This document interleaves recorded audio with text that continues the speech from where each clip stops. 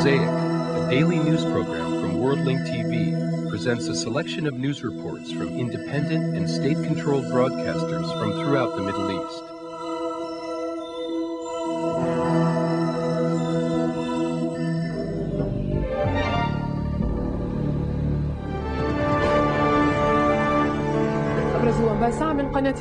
Welcome to the news of the hour from Abu Dhabi Television. Iraq continues to destroy Al-Samud 2 missiles for the third consecutive day. Furthermore, Baghdad will submit a report on its biological and chemical weapons to the United Nations. Iraq will submit a report to the United Nations by March 10. It will contain detailed information on the amounts of nerve gas and anthrax Iraq claims it had destroyed in 1991. Meanwhile, under the United Nations supervision, Baghdad continues to destroy Al-Samud 2 missiles, destroying 8 out of 9 missiles to a total of 18 thus far. Ankara will cooperate with the United States despite Parliament's refusal to allow the deployment of American forces in Turkey in preparation for a war against Iraq. From Istanbul, our correspondent Muhammad Al-Abbasi. Turkey's government is pleading with the National Security Council to convince parliament members to vote on a new bill approving Turkey's participation in the American war against Iraq.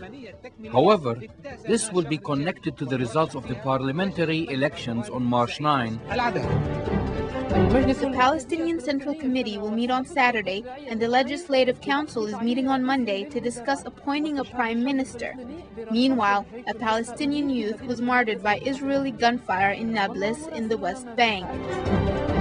The Palestinian National Authority is intensely looking for an opportunity to return to the negotiation table. They are now proceeding to appoint a prime minister in compliance with the international demands. However, these efforts remain weak in face of the Israeli tanks targeting Palestinian cities such as Nablus, where the old city is facing new Israeli escalations. This is the end of the news in brief. Welcome to the news from Abu Dhabi Television.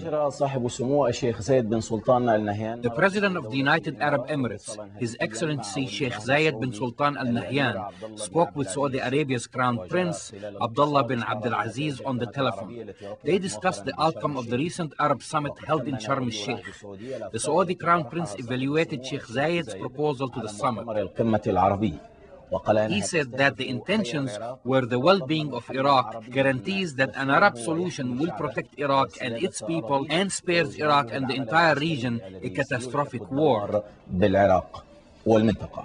The Emirates Foreign Minister Rashid Abdullah Al Naimi supported the Emirates' proposal to the Arab Summit. He stated that it is a chance to a peaceful resolution for the Iraqi crisis while protecting Iraqi and Arab interests.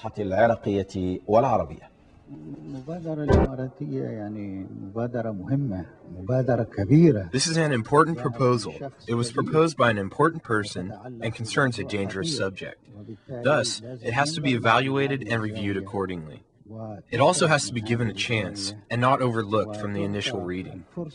I urge everyone who reads the proposal to understand the alternative, which is war and destruction. If the alternative was worse, then at least this proposal gives a chance to Arab initiatives, taking into consideration Arab and Iraqi interests. At the end of their meeting today in Doha, the Ministry Committee of the Arab Gulf Cooperation Council reiterated their support to the Emirates' proposal on Iraq.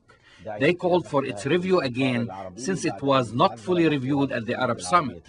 Meanwhile, Qatar's Foreign Minister Sheikh Hamad bin Jassim bin Jabra II said that the Arab Gulf countries do not want to intervene with Iraq's internal affairs, adding that the Emirates wasn't seeking that either. Rather, it was asking the Iraqi leadership to make a decision to solve the current crisis. I believe that Sheikh Zayed's proposal is clear. It is not intervening. Rather, it is asking that the Iraqi leadership make a decision. They are not making demands to the Arab League. Rather, it is a proposal. Thus, we should not misinterpret the situation, because neither the Emirates nor us have the intention of intervening with Iraq's internal affairs. This is not what was intended by Sheikh Zayed's proposal. Libya's President General Muammar al-Qaddafi met today with a number of Egyptian intellects and editors-in-chief of several newspapers in Cairo. He announced Libya's official withdrawal from the Arab League. Meanwhile, Libya recalled its ambassador to Riyadh after a verbal confrontation at the Arab Summit between the Libyan leader Muammar al-Qaddafi and Saudi Crown Prince Abdullah bin Abdulaziz.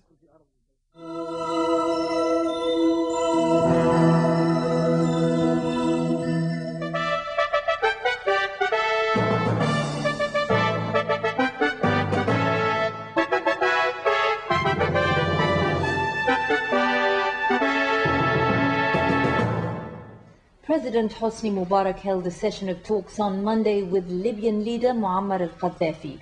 The talks came in the context of continuous consultations that President Mubarak is making on both Arab and international levels in the wake of the Arab Summit, which was held on Saturday.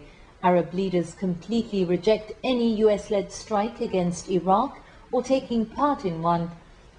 Kuwait said on Monday it would accept hosting US troops who had been intended to be deployed in Turkey after the Turkish parliament refused to allow them into the country. Kuwaiti Defense Minister Sheikh Jabir al-Ahmad al-Subah said the Kuwaiti government is willing to accept a formal request from the US to deploy more American troops.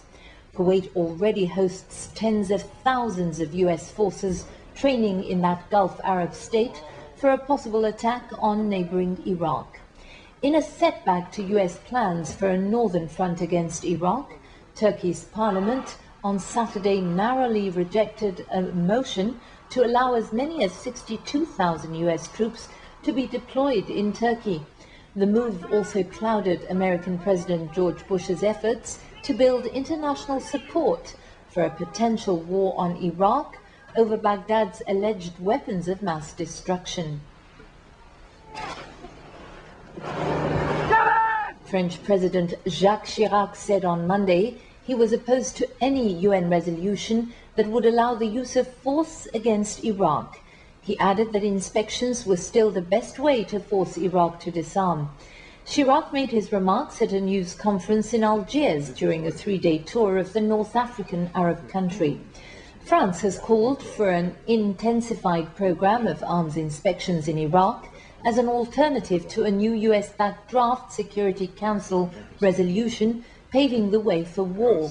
Chirac is on the first full state visit by a French president to Algeria since it secured its independence in 1962.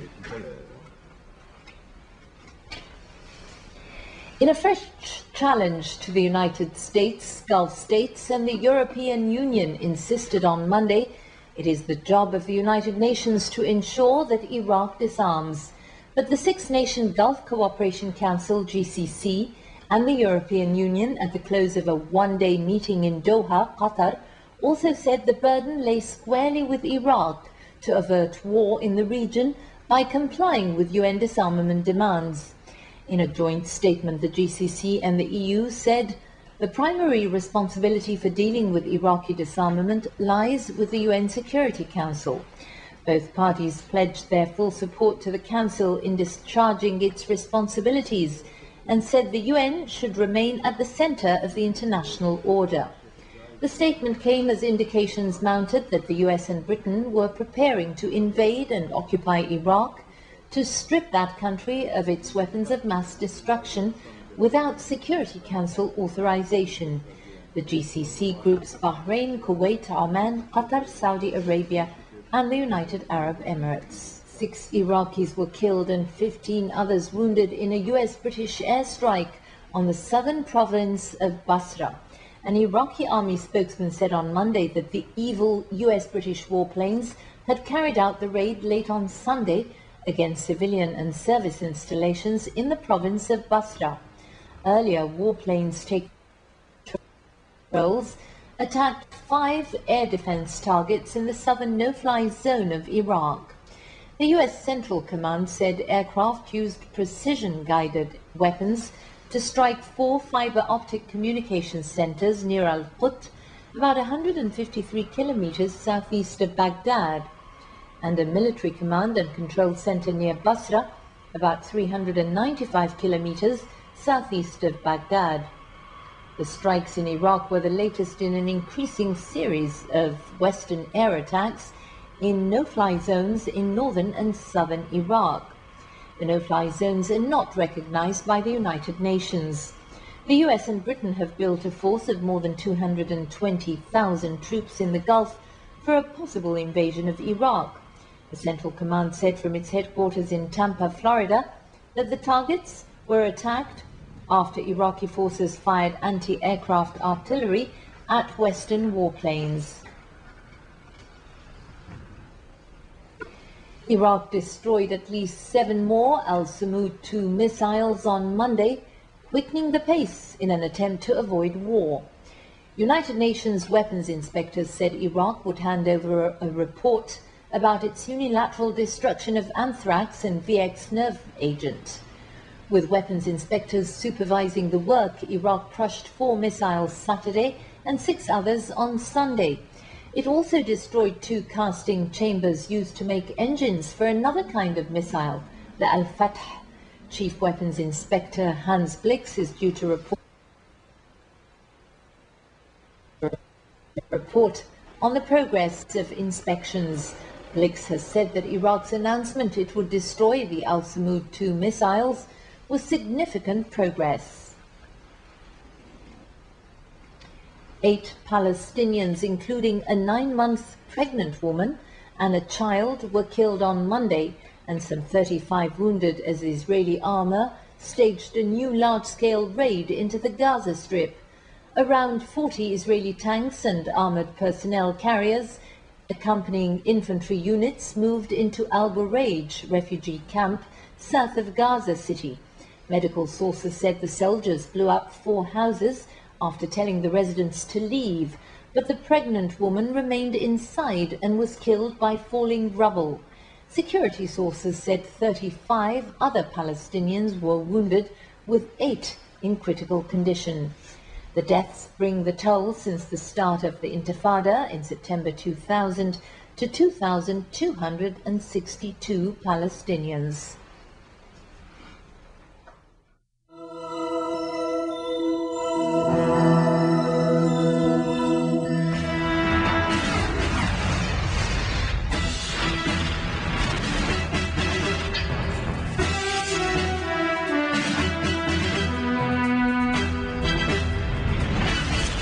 Israel perpetrated early morning another massacre against the Palestinian population. 8 Palestinians, including a 9-month pregnant woman and a child, were killed, and some 35 others were wounded when Israeli forces staged a new large-scale raid into the Gaza Strip. Around 40 Israeli tanks and armored personnel carriers accompanying infantry units was met with stiff resistance in the Al Bureij refugee camp south of Gaza City. اخواتي كلهم مصابين وامي الله يرحمها استشهدت.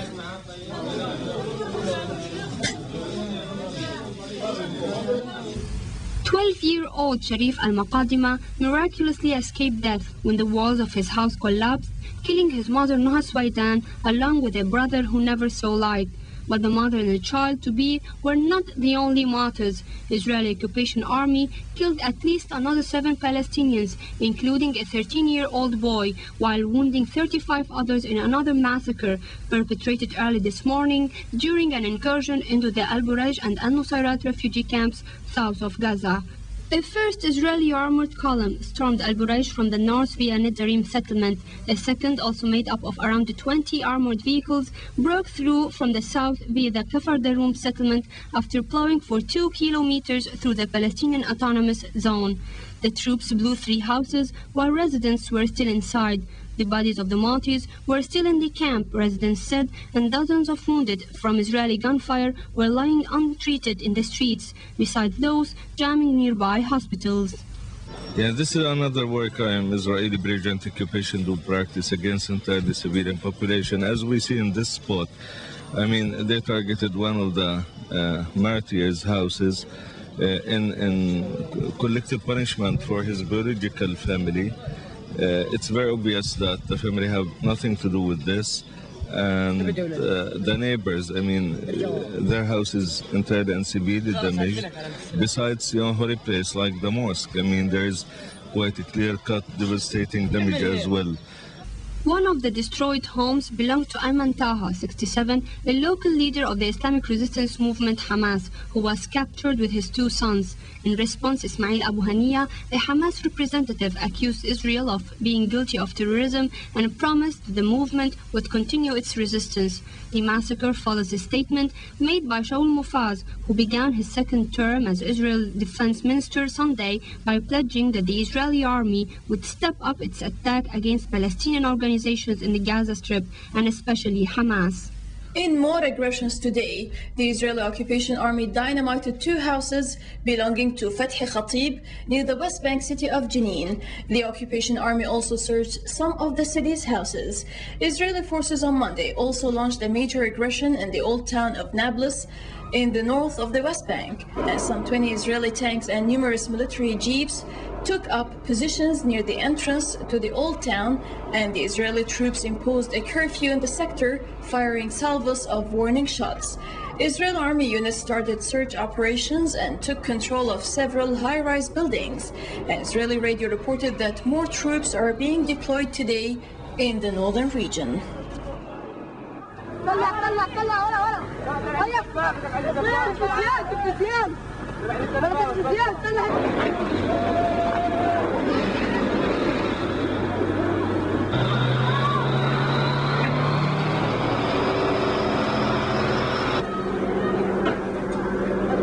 After a Gulf Cooperation Council Foreign Ministers meeting in Doha, Qatar's Foreign Minister Sheikh Hamad bin Jassim Al Thani said Gulf countries strongly support a proposal by the United Arab Emirates that Iraqi President Saddam Hussein step down and go into exile to avoid a US-led attack on his country. The 6-nation Gulf Alliance agreed on Monday that the proposal needs to be discussed further in the Arab League.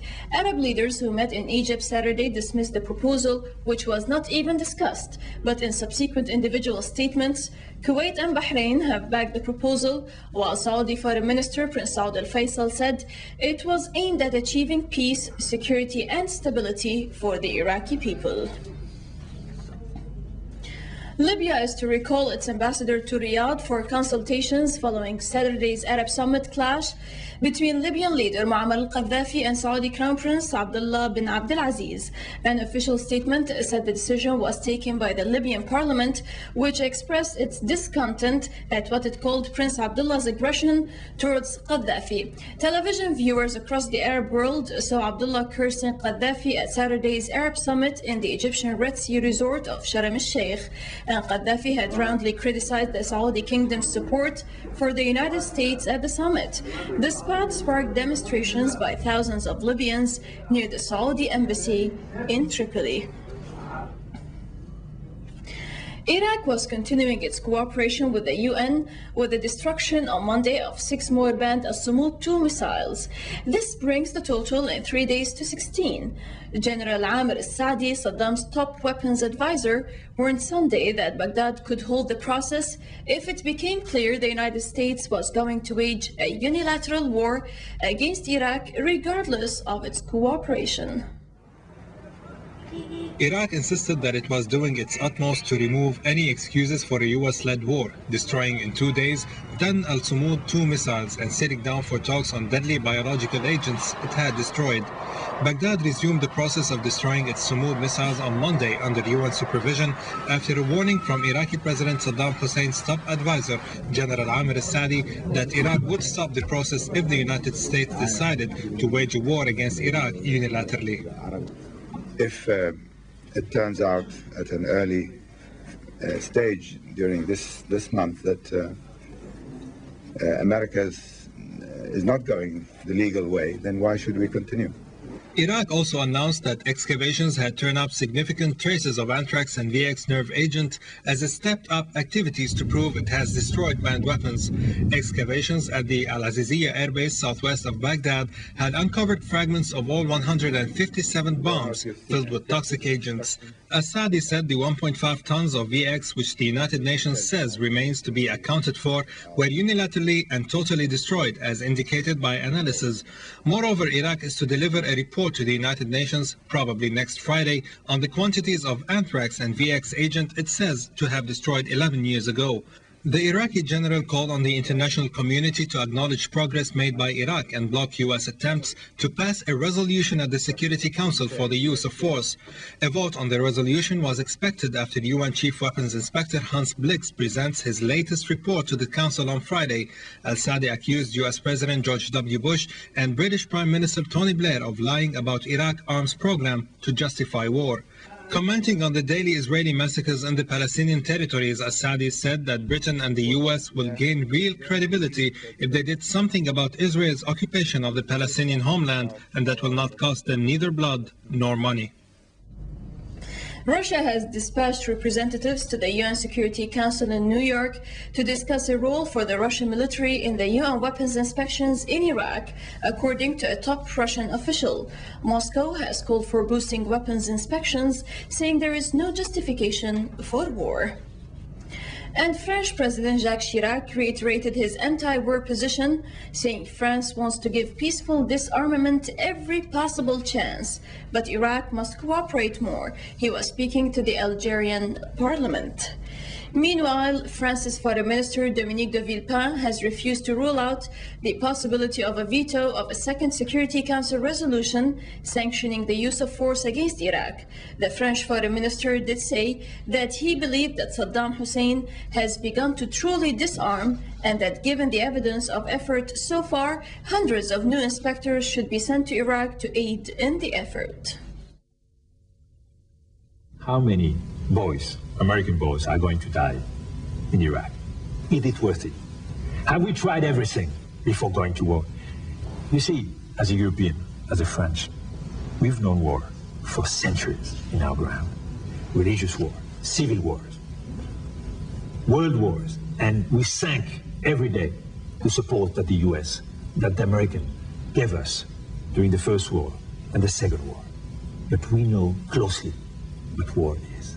And we're asking ourselves, is this war worth it? Or is it not better to try our best to solve peacefully this crisis?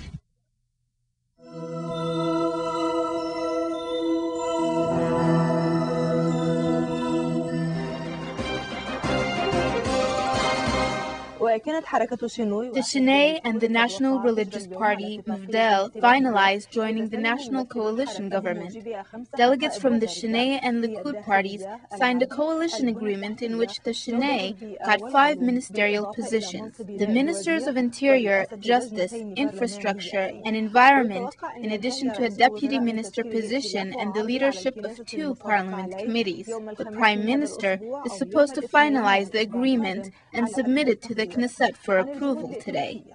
More details regarding the new coalition government in the report of Eli Nissan.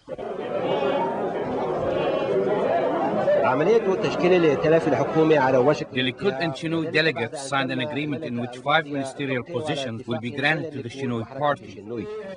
This means that the Shas and the Hudot HaTorah parties will stay outside the government coalition. Members of the Shinui party held a celebration in which they expressed their surprise and excitement with the success that their party has achieved.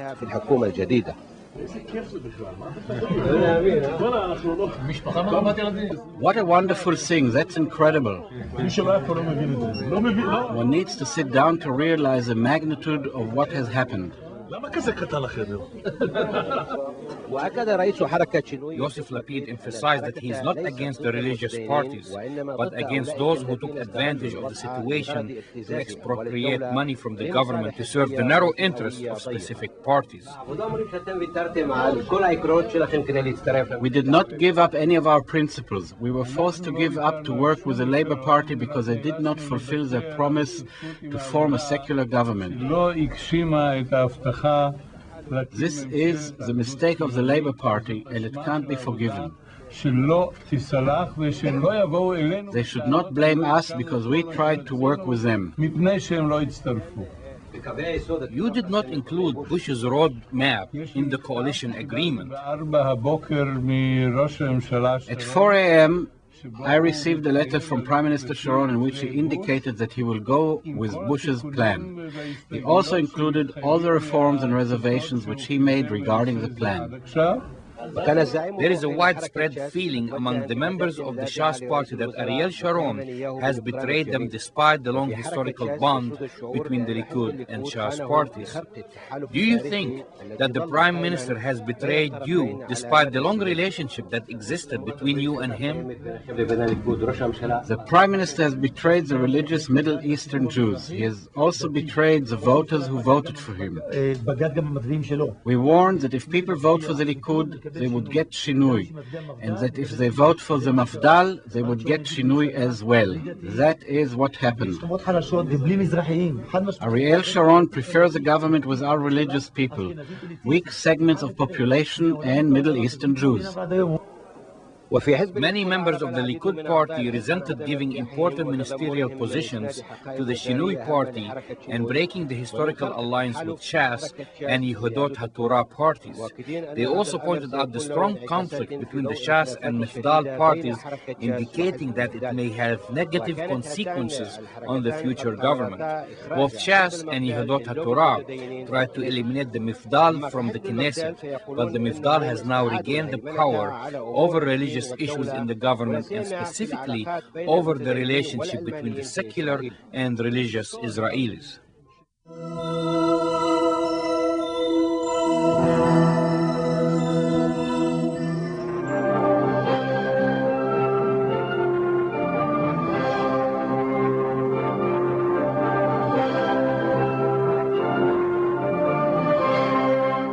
Iran's visiting parliament speaker Mehdi Karoubi, in a meeting Sunday with Kuwaiti Emir Sheikh Jafar Al-Ahmed Al Jaber Al-Sabah, described talks by Iranian and Kuwaiti parliamentary delegations as constructive.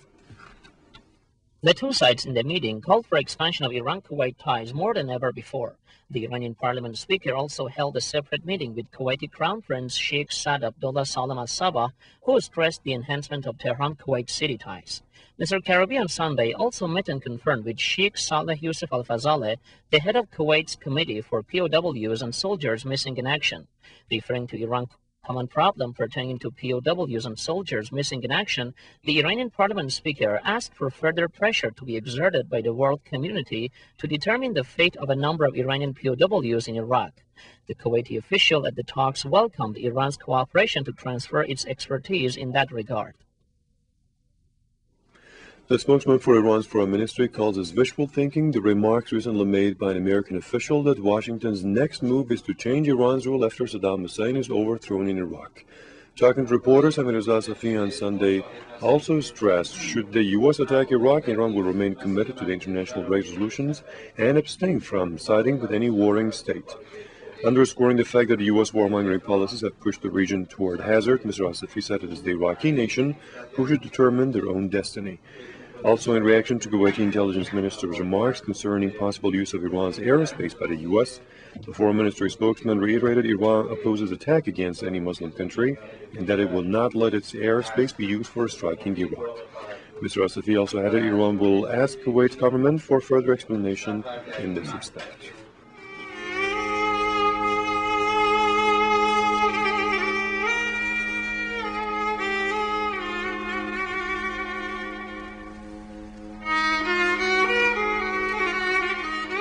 Mosaic is made possible by a grant from the John S. and James L. Knight Foundation, which promotes journalism excellence worldwide and invests in the vitality of 26 U.S. communities, and the William and Flora Hewlett Foundation.